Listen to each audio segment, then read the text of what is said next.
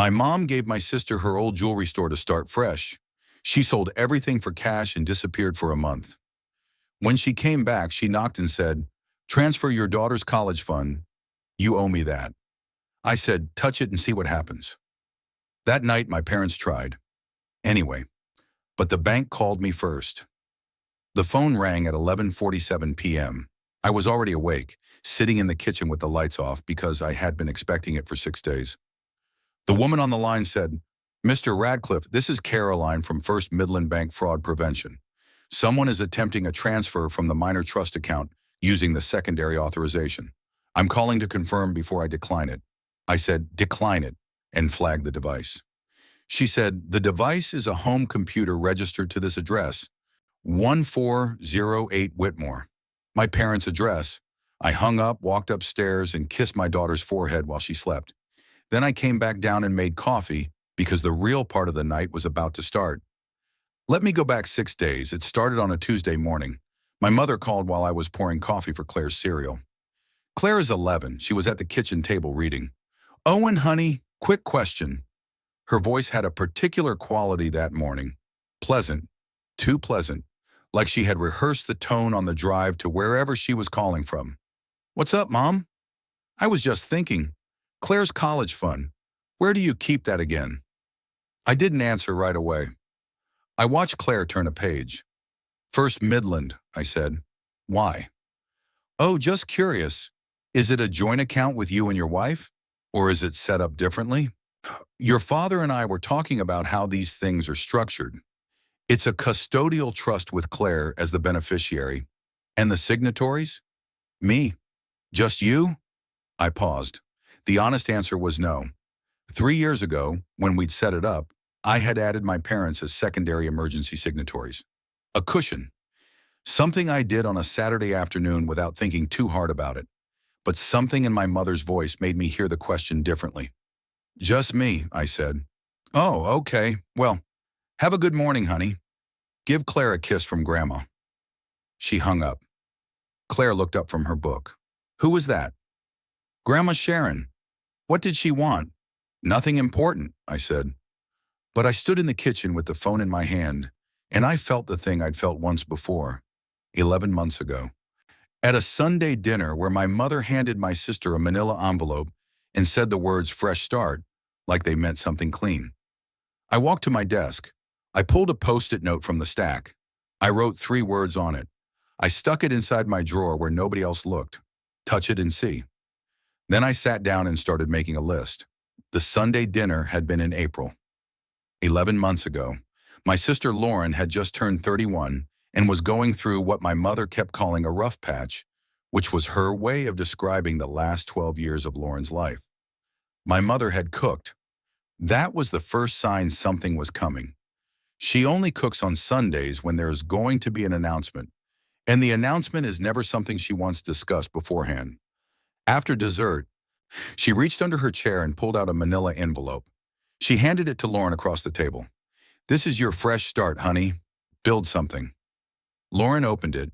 Inside was the lease to Radcliffe & Sons Fine Jewelers on Main Street, the business license, the vendor account information, the keys to the front door in a small clear baggie, the whole store, the one my grandfather Franklin had opened in 1983, the one that still said & Sons on the sign in gold lettering because my grandfather had believed, when he named it, that stores should be built for the next generation. Lauren cried. My father raised a glass. My mother looked across the table at me. Not a glance, a direct look. She was checking my face. She wanted to see whether I was going to say anything. I didn't. And I had worked 3 summers at that store in high school, 2 more years during college. I knew the inventory catalogs. I knew the suppliers. I knew Maggie, the woman my grandfather hired in 1987, who could tell you the origin of every stone in every case without looking. I knew what the store meant. I said nothing. I drove home that night and didn't mention it to my wife until the next morning. When she asked me about it, I said, "It's their store. They can do what they want with it." Which was not exactly a lie, but also not exactly the truth. 11 months later, I was sitting at my desk writing 3 words on a Post-it note because my mother had called to ask about my daughter's bank account. The phrase fresh start was in my head like a song I'd heard too many times. Fresh start. Lauren's first apartment 12 years ago, how counting when my parents paid the deposit. Fresh start. Business school 8 years ago, when they co-signed the loan she never finished paying back. Fresh start. The divorce 4 years ago when they covered the legal fees. Fresh start. The store. Fresh start. Fresh start. Fresh start. Every time the phrase got used, money moved. Every time money moved, it disappeared. I opened a new document on my computer and started typing. I went to First Midland the next afternoon. Day 2. Caroline Mercer had been my banker since I opened my first account at 19. She was in her early 50s, wore the same navy blazer every time I saw her, and had the specific calm of a woman who had processed a lot of bad days at a desk. I sat down across from her and said, I need to restructure Claire's custodial account. Today. She pulled up my profile. Hey, what kind of restructure? Remove every secondary authorization that isn't me. Add a fraud alert with a phone call trigger on any transaction over $50. And I want the account flagged so that if anyone attempts a transfer using an outside device, you call me before it clears, regardless of the hour. Caroline's hands paused on her keyboard. She didn't ask why. She just said, how fast? As fast as you can move it.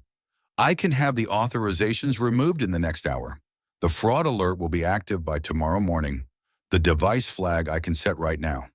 Set it, she typed for a while. I watched her screen sideways.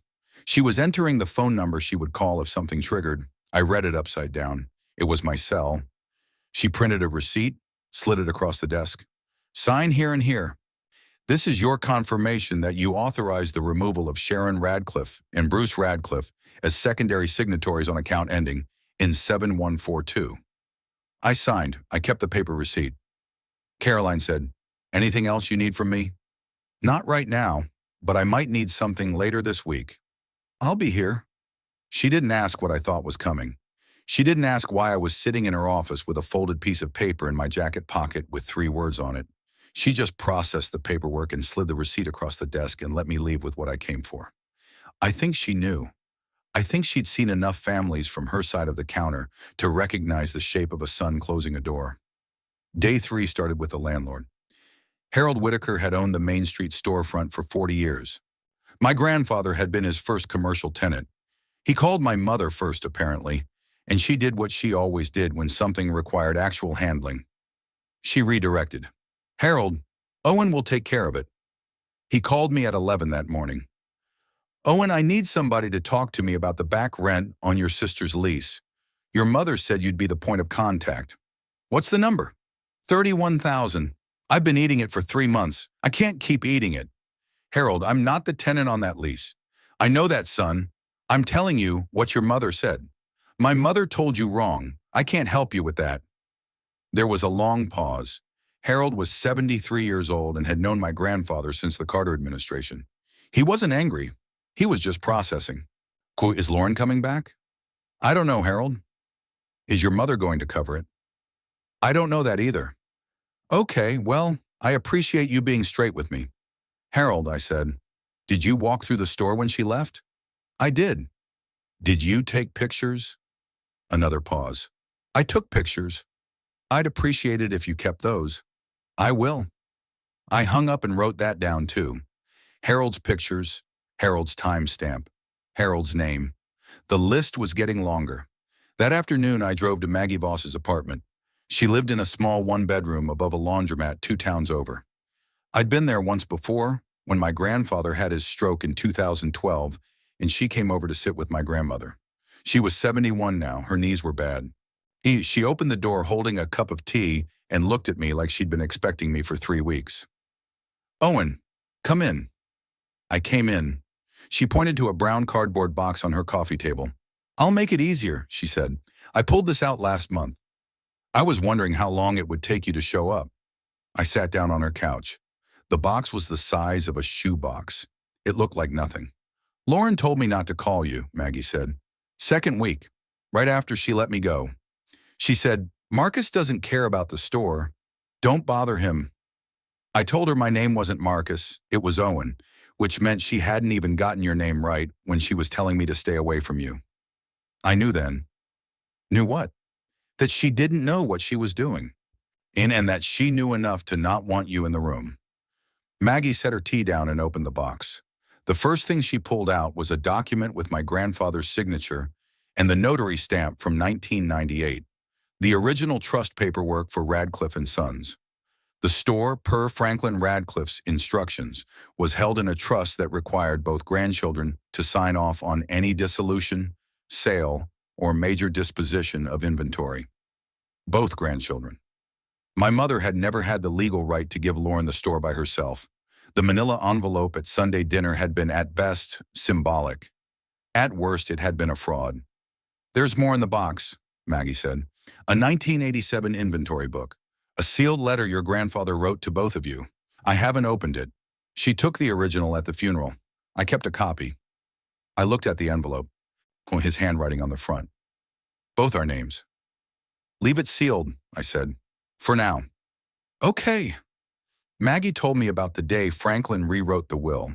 She said he'd sat at the back counter of the store with a thermos of coffee and told her he wanted both his grandchildren to decide together what the store would become. Because the one who loves it has to say yes to the one who doesn't, and the one who doesn't has to respect the one who does. She told me he'd use my name. She told me what he'd said after. I had to excuse myself for a minute. I went to her small bathroom and ran the water at the sink for a while. When I came back, Maggie had moved the box to the side of the couch and poured me a cup of tea I hadn't asked for. Take it all, she said. You'll know what to do with it. I might need you to tell some of this to other people. Later. Owen, I worked for your grandfather for 31 years. I'll tell anybody who asks.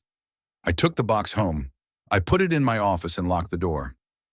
Day 4, I drove to the store. I hadn't been inside in almost a year. Not since before the Sunday dinner.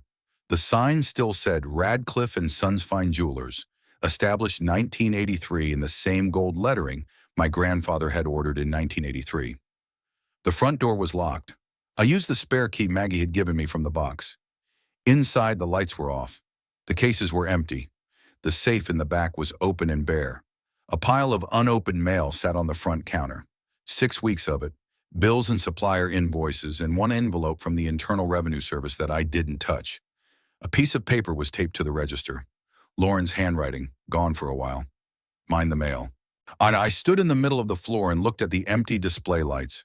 There were still tiny impressions in the velvet inside the cases where specific pieces had sat. I could identify some of them by the shape.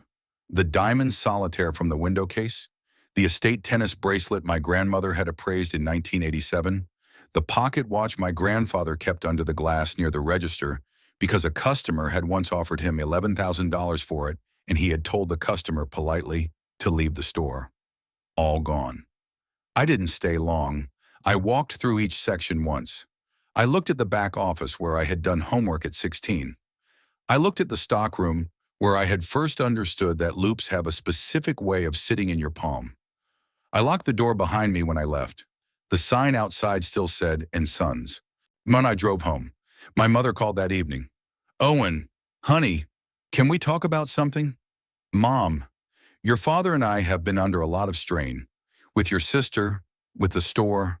I don't know if you realize how hard this has been on us. I realize. And we've always been a family that helps each other. Always. That's how your grandfather raised us. That's what he would have wanted. What do you want, Mom? She paused. She had wanted me to say yes to something she hadn't asked yet, which was her usual opening, and I wasn't opening. Your Aunt Linda called me today. She's worried about Lauren. She mentioned that sometimes when families have resources, they pool them to help each other through rough patches. Aunt Linda called you. She's concerned.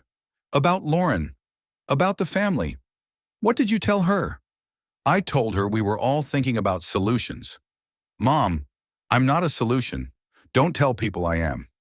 Owen, that's not what I meant. Okay. Will you at least think about it? Good night, Mom. I hung up. I sat in my kitchen for a while. Then I called Claire's school. I asked the front desk if anyone had called recently to verify tuition arrangements. There was a pause on the other end. Actually, yes. About 3 weeks ago, your mother called. She wanted to know which account the tuition was drawn from.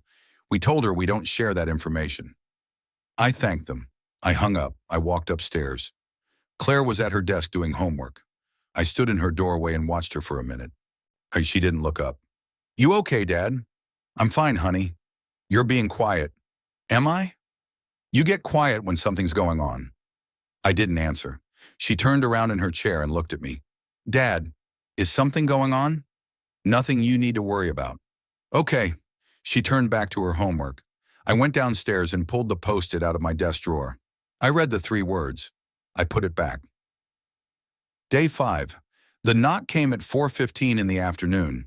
I was at the kitchen table helping Claire with a science assignment about the water cycle.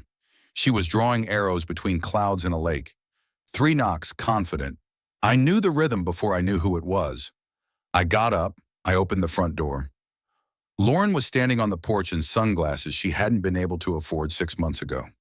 She was holding a paper coffee cup from the place on Main Street that charged $7 for a latte. Her skin was the color of a person who had just spent a month somewhere with a beach. She was smiling like we were friends. Hey, big brother. I kept my hand on the doorframe. I did not move aside. What do you want, Lauren? Can we talk? We can talk right here. She glanced past me, into the house. Claire was at the table. The door was still open behind me about 2 feet. Lauren stepped closer and lowered her voice. Okay, I'll be direct. I need you to transfer Claire's college fund to me. I'll pay you back. You owe me that much. I did not react. She said it again, slightly louder in case I hadn't heard. You owe me that much. I looked at her for a moment. I looked at the sunglasses. I looked at the coffee cup. I looked at the shape of my sister, who I had known my whole life, standing on my porch asking me for my daughter's college fund like she was asking for a cup of sugar. Lauren, say that one more time, slowly. She set her jaw. Transfer Claire's college fund to me? You owe me that. I let the silence sit. Then I said, touch it and see what happens. She laughed. One short laugh. It was the wrong laugh for the moment, and she knew it. Owen, come on, don't be dramatic. I'm not being dramatic. I'm telling you what will happen if you try. I'm your sister. That's not what this is. What is it then?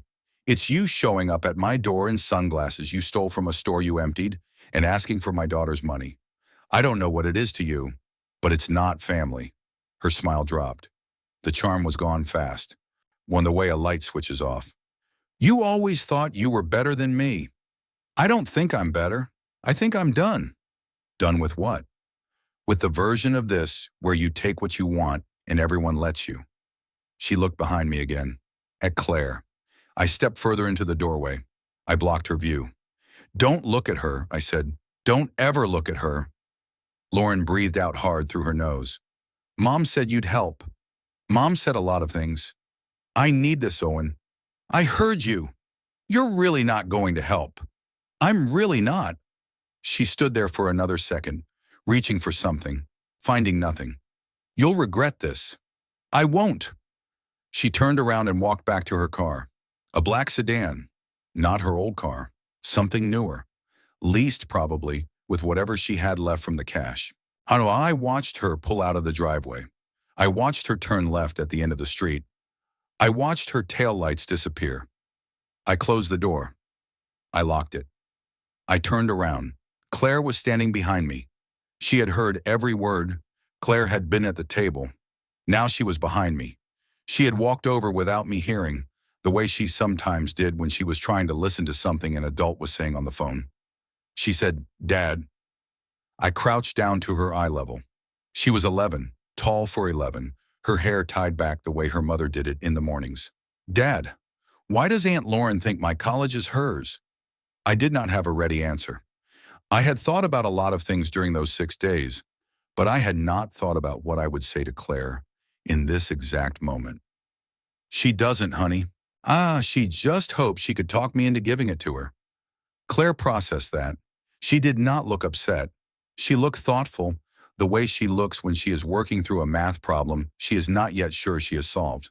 Then she said, Is that why Grandma doesn't ask about my grades anymore? I could not answer her right away. I stood up. I put my hand on the top of her head for a second. I walked to the sink and I ran the water and I watched it pour down the drain for longer than I needed to. Claire was not angry. She was not scared.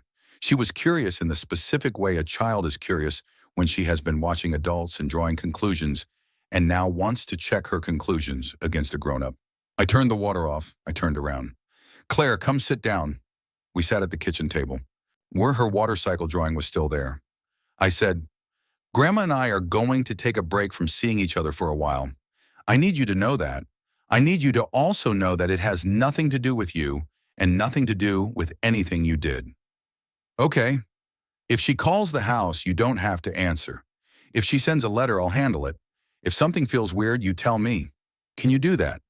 Yes. Do you have any questions? She thought about it. What about Grandpa? Same. Okay. She picked up her pencil. She added another arrow to her drawing, water going back up to the cloud. I watched her work. She did not look up again for a while.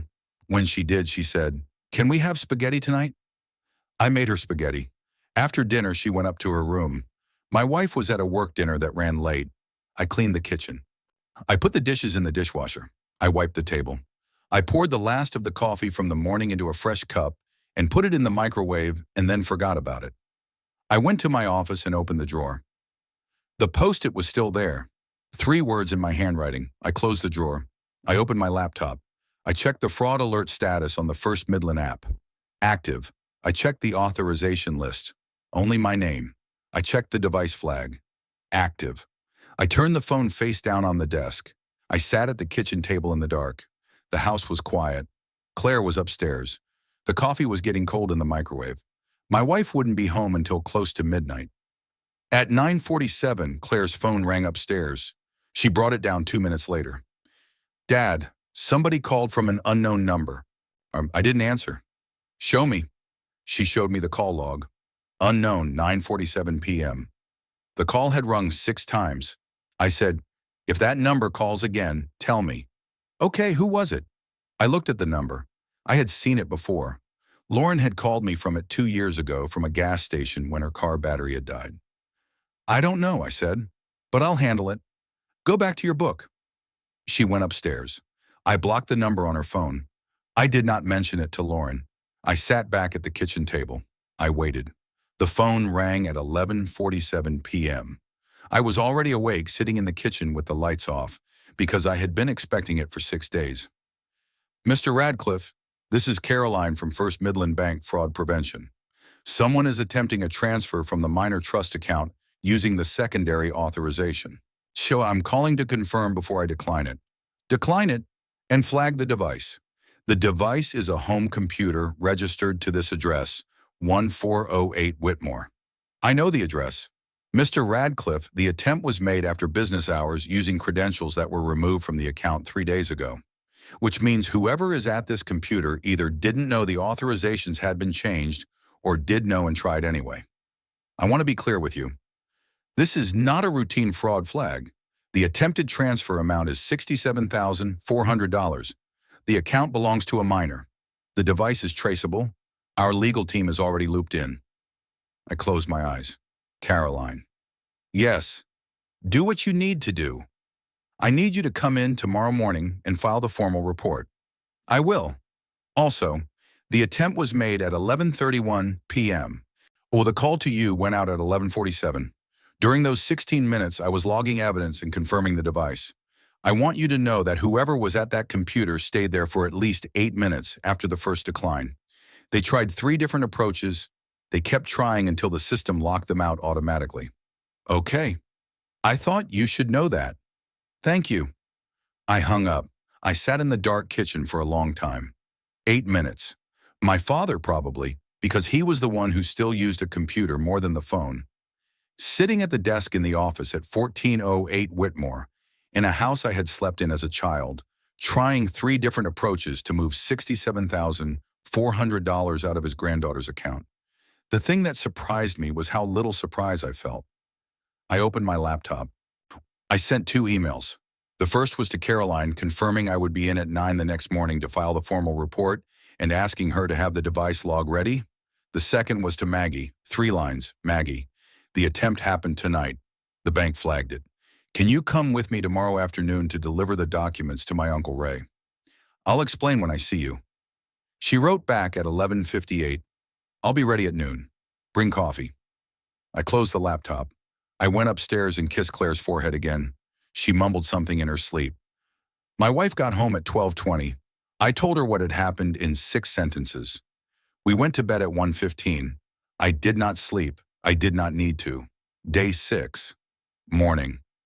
My mother called at 8:22. I did not answer. She called at 8:35. I did not answer. She called at 9:04. I was at the bank with Caroline, filing the formal fraud report. The bank's legal counsel was on speaker. The word elder financial exploitation came up, and then attempted theft from a minor. And then the counsel said the word prosecution in a voice that was neither threatening nor hopeful, just procedural, like a woman reading the weather. I didn't call my mother back. She called at 9:47 and left a voicemail. I listened to it in the parking lot. Owen, good morning, honey. Just wanted to see how your week is going. Give me a call when you get a minute. I thought maybe we could have lunch this week. Love you. No mention of the bank. No mention of the night before.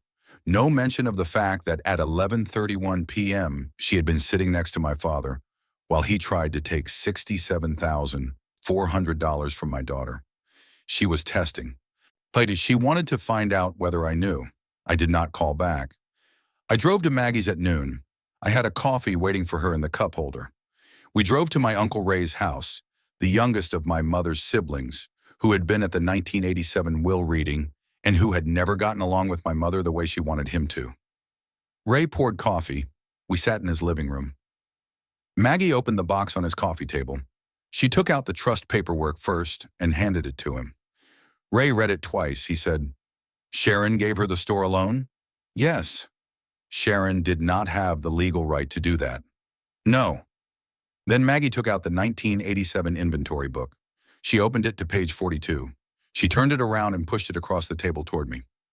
I looked at the page, a signature on the line, authorizing a supplier release, dated 6 weeks ago. My signature. I had not signed it.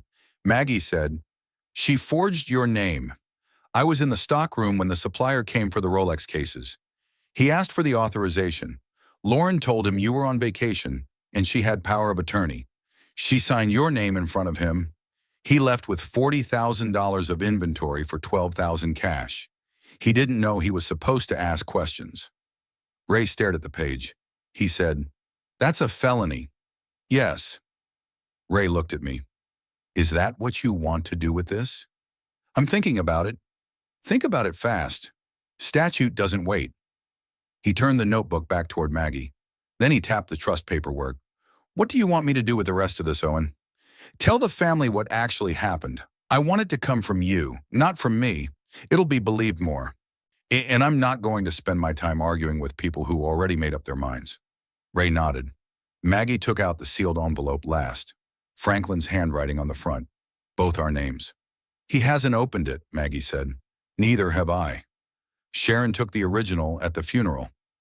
This is the copy Franklin told me to keep. Ray looked at me. I nodded. He opened it. He read it out loud. The last paragraph said, whatever this store becomes, whatever is left of it, decide it together. The one who loves it has to say yes to the one who doesn't, and the one who doesn't has to respect the one who does. Your grandmother and I built this for both of you. Not for one, both. Ray folded the letter. I'll make the calls. I drove Maggie home. When I dropped her off, she patted my hand and said, well, your grandfather would have done the same thing. Slower, but the same. I drove back. That afternoon, my father came to my house. He came alone. I saw him from the kitchen window before he reached the door. He stood in the driveway for a minute, looking at the house the way a man looks at a place he knows he is not going to be invited into. He was wearing a jacket that was too warm for the day. He kept adjusting it. He rang the bell. I opened the door. I did not step aside. I did not offer him a chair. Owen, Dad, can I come in? No. He didn't argue. Your mother doesn't know I'm here. Okay. I want to tell you something. Okay. He took a breath. He looked down at the porch. He looked up. 12 months ago, before that Sunday dinner, I told her I didn't think it was a good idea to give Lauren the store alone. I told her once. She overruled me. I didn't bring it up again. I did not say anything. Last night I was at the computer. She was behind me. She was reading me the login you'd given us 3 years ago from a post-it she'd kept in her purse. She said Lauren needed help. She said you wouldn't notice. She said it was fine. Did you believe that? No. Then why did you do it, Dad? He didn't answer for a while. Because I've been doing what she says for 41 years, and I forgot how to say no. I looked at him.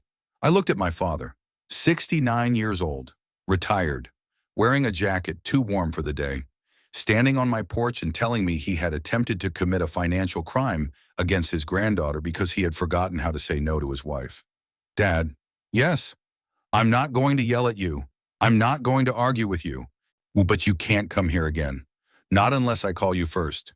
And I'm not going to call you. He nodded, slow. What about Claire? Claire is not going to see you. For how long? I don't know, Dad. That's not a question I can answer today. Can I say goodbye?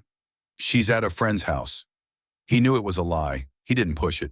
He turned and walked back to his car. I watched him drive away. I closed the door. I locked it. Day 7. My uncle made the calls. I didn't hear most of them. I heard one. Saturday afternoon, my mother left me a voicemail. I played it once and saved it. I haven't listened to it since. Owen, it's your mother. Your Uncle Ray has been calling people. He's been telling them things. So now I don't know what he told you or what Maggie told you, but that woman has not worked at the store in 11 months and she is not a reliable person. Your Uncle Ray is not a reliable person either. He's never liked me. He's been waiting for a chance like this my whole life. Whatever they told you, it's not the whole story. Call me back, please. We are still your family. She said we are still your family with a weight she had not put on that sentence in 34 years. I did not call back. Sunday morning, I took Claire to the grocery store to pick up milk. In the produce aisle, I ran into a woman named Patricia Hollander, who had been in my mother's church group for 9 years. Patricia saw me from 10 feet away. She had known me since I was in elementary school. She had brought a casserole to my grandmother's funeral. I raised a hand to wave. She looked at me. She looked away. She turned her cart and walked into the next aisle. That was the first time. Claire next to me said, "Who was that?" "Somebody who knows Grandma." She was weird. Yeah. That afternoon, my phone buzzed with a text from Lauren. "I've been thinking. I want to sign the store back over to you. Just the lease. It's yours anyway. Call me and we'll figure out the paperwork." I read it twice. Then I looked it up. The lease had $31,000 in back rent, no inventory, and a landlord who was 3 months from filing. She was offering me a liability and calling it a gesture. I didn't reply. I blocked the number. That Sunday, my mother did not call me to ask what time I was coming to dinner. First Sunday in my adult life that my phone did not ring at 2:47 p.m. I sat on the porch with Claire while she worked on a school project about the rainforest. I poured her more iced tea. She did not ask about the phone. 2 weeks after the bank call, a letter arrived in the mail. Handwritten. No return address. Addressed to Claire Radcliffe. I saw it on top of the stack of mail when I came in from the driveway. I recognized the handwriting immediately. I did not open it. I walked into my office. I took a black Sharpie from the pen cup on the desk. I wrote across the front of the envelope, in block letters large enough to be read from 10 feet away, "Return to sender." I walked out to the car. Claire was in the passenger seat, listening to music through her headphones. I drove to the post office. I pulled up in front of the building. I got out. I walked to the outgoing mail slot. I dropped the letter in, and I walked back to the car. Claire pulled one headphone out of her ear. "Ready?" She nodded. I pulled out of the parking lot. I turned onto Main Street. I drove past the storefront where Radcliffe and Sons Fine Jewelers, established 1983, still hung in gold lettering on a window that would soon belong to someone else. Claire looked up from her phone. "Was that Great-Grandpa Frank's old store?" "It was." "Oh." She looked at it for a second as we passed. Then she put her headphone back in and looked down at her phone. I drove on.